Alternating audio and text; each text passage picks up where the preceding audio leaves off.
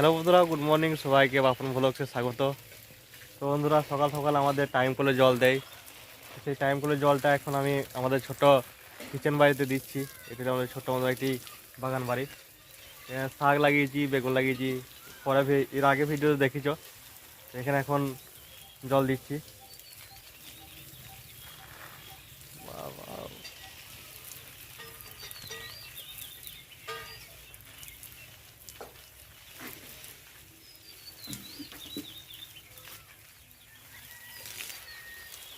তো বন্ধুরা, আমি এখন দোকান গেছিলাম আর দোকান থেকে একটু আটা নিয়ে এলাম, 500 মতো আটা।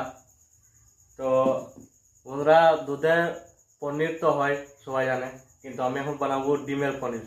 সেই জন্য 5টা ডিমও নিয়ে চলে এলাম। তো ভিডিওটা কন্টিনিউ দেখতে হবে কী করে ডিমের পনির হয়। দুধের পনির হয় সবাই জানে, কিন্তু ডিমের কীভাবে পনির হয় এটা আমি এই ভিডিও দেখাবো।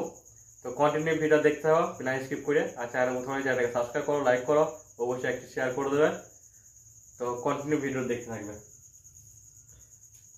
এখন আমি আটাটাকে একটু ছেনে নেবো। আটাকে ছেনে রাখতে হবে। তো এখন বৌদি আটাটা ছেনে দিচ্ছে, আর এদিকে ডিমটা আমি ভেঙে নেবো, তাড়াতাড়ি হয়ে যাবে। তো সর্বপ্রথম এই টিফিনটাকে খুলি আর টিফিনটার মধ্যে একটু তেল বুলিয়ে দিই।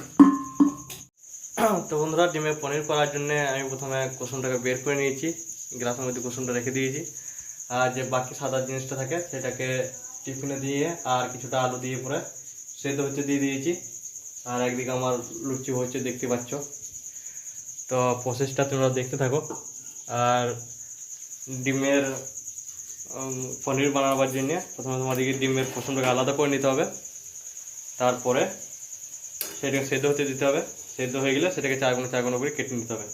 তো আমি সবই দেখাবো, ভিডিও দেখতে থাকো।